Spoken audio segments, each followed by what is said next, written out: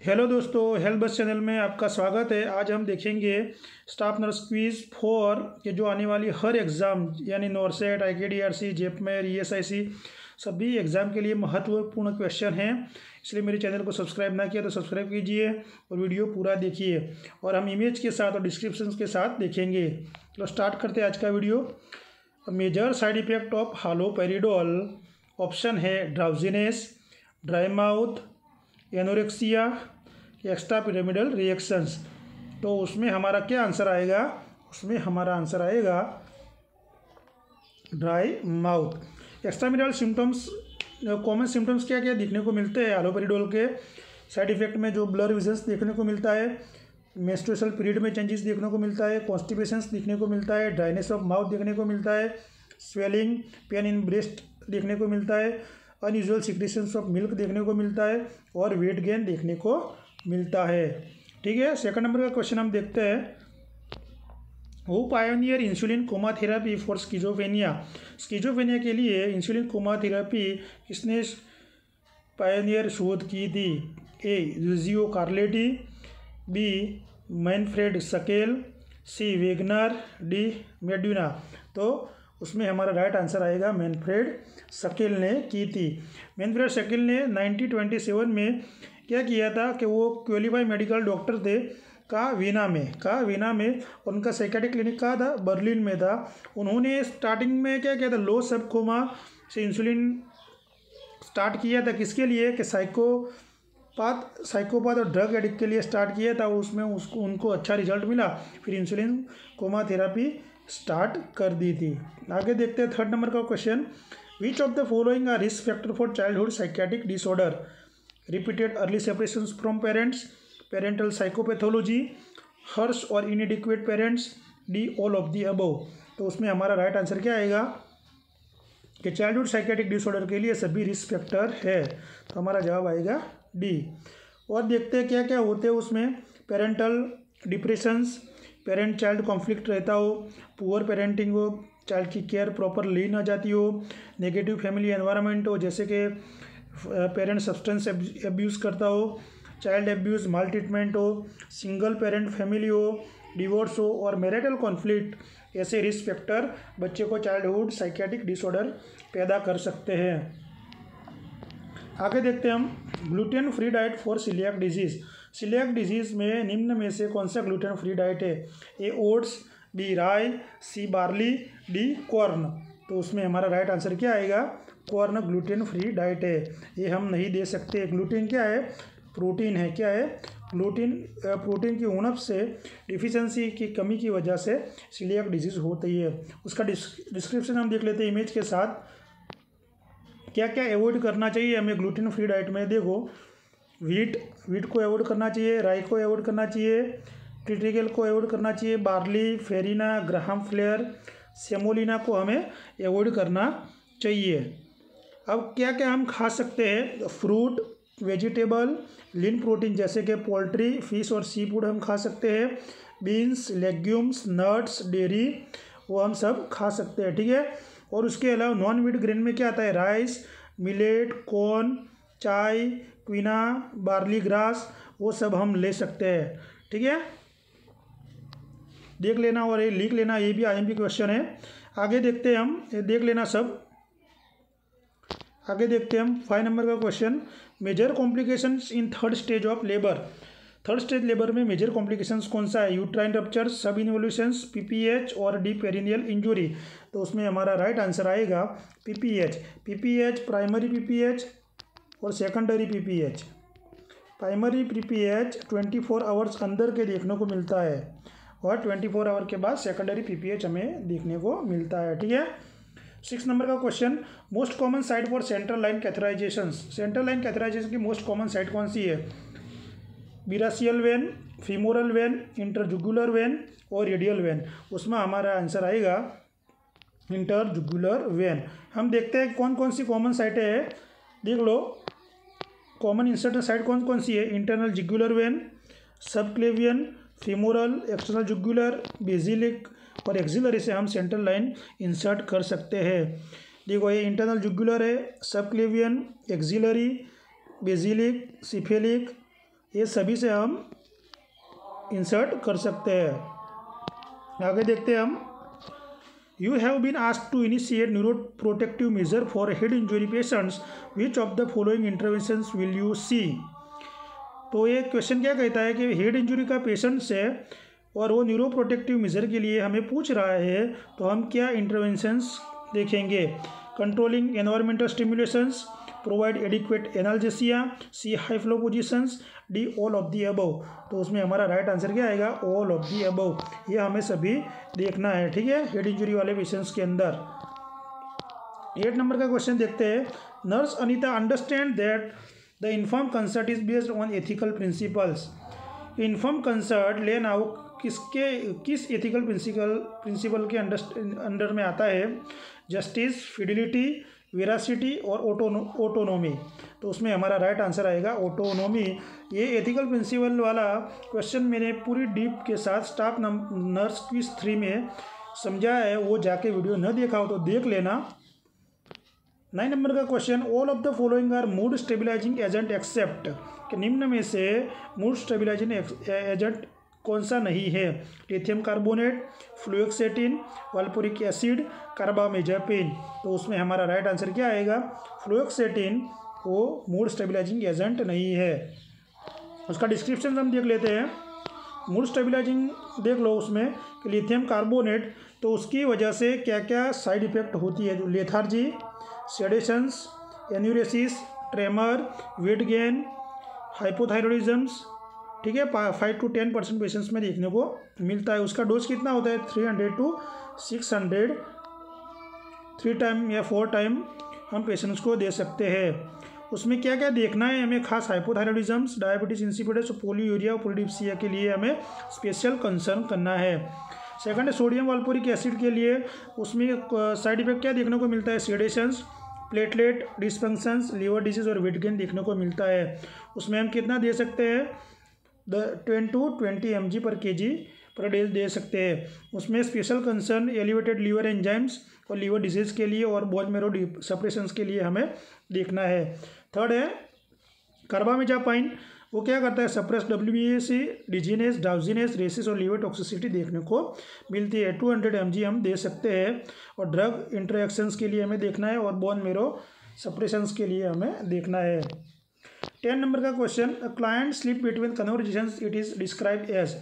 Client conversation के बीच सोता है तो उसे हम क्या कहते हैं? स्लीप एपनिया, नार्कोलेप्सी, सोमनाबुलिज्म्स और इंसोम्निया। तो हमारा राइट आंसर है नार्कोलेप्सी। सोमनाबुलिज्म मीन्स स्लीप वॉकिंग, क्या बोलते हैं उसको? हम स्लीप वॉकिंग बोलते हैं, ठीक है। अब देखते हैं नार्कोलेप्सी में साइन सिम्टम्स क्या देखने को मिलते हैं। देखो, मेन सिम्टम्स ऑफ नार्कोलेप्सी में पेशेंट डे टाइम स्लीप करता है, क्या करता है? सो करता है। और पेशेंट्स के अंदर जो वॉलंटरी मसल टोन होता है उसमें लॉस देखने को मिलता है, जिसको हम कैटाप्लेक्सी के नाम से जानते हैं। और पेशेंट क्या करता है? हाइप्नागोगिक हेलुसिनेशंस देखने को मिलता है और स्लीप पैरालिसिस भी पेशेंट्स के अंदर देखने को मिलता है। आगे देखते हैं 11 नंबर का question, which statement accurately describe glomerular filtration rate. GFR हम किसको कहते हैं? Primary functions of GFR is to excrete nitrogen waste product, decrease permeability and the glomerulus cause loss of protein into the urine. The GFR is primarily depend on adequate blood flow and adequate hydrostatic pressures. D. The GFR is decreased when prostaglandin cause vasodilation and increased renal blood flow. तो अब GFR किसको कहते हैं? कि GFR depend किस पे होता है? एडिक्वेट ब्लड फ्लो और एडिक्वेट हाइड्रोस्टेटिक प्रेशर पे होता है। तो हमारा राइट आंसर आएगा C। 12 नंबर का question, bleeding in the first trimester with no uterine contractions और पेन और no dilatation of cervix indicate. वो कौन सा एबॉर्शंस है कि जिसमें ब्लीडिंग देखने को मिलता है लेकिन यूट्राइन कॉन्ट्रैक्शंस, पेन और डायलेटेशन देखने को नहीं मिलता है? Complete abortion, 310 abortions, inevitable abortion, missed abortions. तो उसमें हमारा राइट आंसर क्या आएगा? 310 एबॉर्शंस हमारा राइट आंसर आएगा। वो क्या कराता है? डराता है हमें, लेकिन एबॉर्शंस होता नहीं है उसमें, ठीक है। आगे देखते हैं, normal value of serum lithium test is 0.6 to 1.2, 0.10 to 3.2, 1 to 1.8, D 1.2 to 2.2। तो उसमें हमारा राइट आंसर क्या आएगा? सीरम लिथियम टेस्ट 0.6 to 1.2 होता है। और सीरम लेवल मेजरमेंट के के अंदर हमें क्या देखना चाहिए खास dose. Check after 5 to 10 days of initiation और डोज चेंज, कि 5 to 10 डेज के बाद हमें डोज चेंज के लिए देखना चाहिए। और blood draw should be 12 hour after the last, कि हमें ब्लड सीरम हमें असेस करना है 12 घंटे के बाद। कितने घंटे के बाद? 12 घंटे के बाद हमें असेस करना है। और 3 to 6 मंथ के बाद रेगुलर मॉनिटरिंग हमें करना है। ठीक है, चलो आगे देखते हैं। Which among the following principle is applied while using a teaching aid, कि टीचिंग एड के दौरान हमें किस प्रिंसिपल को फॉलो करना चाहिए? Principle of response, principle of selections, principle of evaluations, all of the above. तो ये सारे प्रिंसिपल को हमें फॉलो करना चाहिए। और उसके अलावा कौन कौन से प्रिंसिपल है ये हम देख लेते हैं। Principle in the use of teaching aid में फर्स्ट है principle of selections, principle of preparations, principle of physical control, principle of proper presentation, principle of response, principle of evaluations. ये सारे प्रिंसिपल है। नर्सिंग एजुकेशन का question है, ये भी question बार बार पूछा जाता है। ठीक है, आगे देखते हैं। Which roommate would be most suitable for the 6-year-old male with fracture femur in Russell tractions. ये 6-year-old मेल विद ऑस्टियोमाइलिटिस किसके साथ रखेंगे हम? 12-year-old mail with fracture femur, 16-year-old female with scoliosis, 10-year-old mail with sarcoma. तो हम किसके साथ रखेंगे? 12-year-old mail with fracture female के साथ रखेंगे। अब रसल ट्रैक्शंस क्या होता है हम देख लेते हैं और कैसा दिखता है। हैमिल्टन रसल ट्रैक्शंस, ये देखो उसके क्या कहते हैं? बक्स विथ स्लिंग, ये ऐसा होता है। ठीक है, और हम डिस्टल फीमर के फ्रैक्चर के अंदर चिल्ड्रन के लिए यूज़ करते हैं, जिसमें हिप या नी एक्सरसाइज मॉडिफाई के लिए हम यूज़ करते हैं। ठीक है, चाइल्ड के अंदर ये यूज़ होता है, देख लो। ये 16 नंबर का question, according to psychosocial theory of Erikson's which behaviour seen in older age group. ये भी आईएमपी क्वेश्चन है। Autonomy with shame, generativity stagnations, ego and integrity disappear, D trust with mistrust. तो उसमें क्या देखने को मिलता है? टोडलर को हम 1 to 3 ईयर वाले को हम टोडलर बोलते हैं, तो उसमें ऑटोनॉमी विद सेम्स देखने को मिलता है। एरिक्सन्स वाला साइकोसोशल थियरी एक क्वेश्चन 100% आता है। आप देख लेते हैं डिस्क्रिप्शन के साथ, इमेज के साथ। देखो ये इन्फेंट में ट्रस्ट विद मिसट्रस्ट देखने को मिलता है, और उसमें क्या डेवलप होता है? होप डेवलप होती है। और टोडलर में ऑटोनॉमी विद सेम, डाउट और विल पावर डेवलप होता है। 3 to 5 के अंदर इनिशिएटिव, गिल्ट और पर्पस फिक्स होता है, पर्पस डेवलप होता है उसका। और आगे देखते हैं हम 5 to 13 ईयर्स में इंडस्ट्री, इंफीरियरिटी और कॉम्पिटेंसी देखने को मिलता है। 13 to 21 ईयर्स में आइडेंटिटी विद कन्फ्यूजन्स, ये भी आईएमपी है, ये एग्जाम में बार बार पूछा जाता है। और फिडिलिटी डेवलप होती है। ठीक है, आगे देखते हैं 21 to 39 ईयर्स में इंटीमेसी और आइसोलेशंस देखने को मिलता है और लव डेवलप होता है। 40 to 65 में जनरेटिविटी और स्टैग्नेशंस डेवलप होता है और केयर डेवलप होती है उसमें। और 65 एंड ओल्डर में इंटीग्रिटी एंड डिस्पेयर देखने को मिलता है और विजडम्स डेवलप होता है। ठीक है, ये आईएमपी क्वेश्चन था, लिख लेना सभी। ठीक है, चलो आगे देखते हैं। 17 नंबर का question, what is the fertility test that required a couple to have sexual intercourse at the time of ovulations and come for testing 2 to 8 hour after intercourse. वो कौन सा फर्टिलिटी टेस्ट है? हम ओवुलेशन के दरमियान, intercourse के, sexual intercourse ovulation के दरमियान 2 से 8 घंटे के बाद तरत करते हैं। Huhner test, semen analysis, endometrial biopsy, hysterosalpingograph. तो उसमें हमारा राइट आंसर आएगा हुनर टेस्ट, हमारा राइट आंसर है। ठीक है, 18 नंबर का question, patients admitted to the hospital with myocardial infections develop severe pulmonary oedema, which of the following symptoms should the nurse expect the patients to exhibit. एक patient से myocardial infection का, उनको क्या develop हुआ है? Severe pulmonary oedema के साथ दाखिल हुआ है, तो पेशेंट्स के अंदर कौन सा सिम्टम्स पेशेंट एग्जिबिट करेगा? तो bradycardia, slow deep respirations, air hunger और स्ट्राइड। तो पेशेंट्स कौन सा है कि पल्मोनरी एडिमा का है, तो पेशेंट्स के अंदर एयर हंगर देखने को मिलेगा। ठीक है, आगे देखते हैं। Dube is diagnosed with hypermagnesemia, symptoms of his conditions में include hypertensions, tachycardia, hyperactive tendon, deep tendon reflexes, D cardiac arrhythmia. तो उसमें हमारा राइट आंसर क्या आएगा कि हाइपरमैग्नेशिया में क्या दिखने को मिलेगा? Cardiac arrhythmia. और उसके अलावा कौन से सिम्टम्स देखने को मिले हम देख लेते हैं इमेज के साथ। देखो CNS में क्या देखने को मिलेगा, headache, dizziness, drowsiness, confusion, respiratory depression देखने को मिलेगा। और GI सिस्टम में नोजिया, वोमिटिंग, कॉन्स्टिपेशन और इलियस देखने को मिलेगा।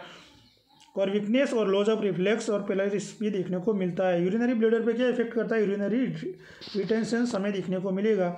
CVS में vasodilatation, facial flushings, hypotensions, bradycardia, AV block, systole देखने को मिलेगा। चलो आगे देखते हैं 20 नंबर का question. A patient with spinal cord injury at level cervical 3 or 4 is being cared in the emergency department. What is the priority assessment? Assess the level at which the patient has retained mobility. Monitor respiratory efforts and oxygen saturation level. Determine the level at which the patient has intake sensations. Check blood pressures and pulse of sign of spinal shock. जवाब देखने से पहले मेरे channel को subscribe ना किया तो subscribe करना ना भूले, शेयर करना ना भूले और लाइक करें। और इंजुरी कहाँ हुई है, C3 और C4, तो रेस्पिरेटरी सेंटर पे इफेक्ट होता है, तो उसमें हमारा राइट आंसर आएगा monitor respiratory efforts and oxygen saturation level. कल हम मिलते हैं स्टाफ नर्स क्विज 5 के साथ। मेरा वीडियो देखने के लिए धन्यवाद।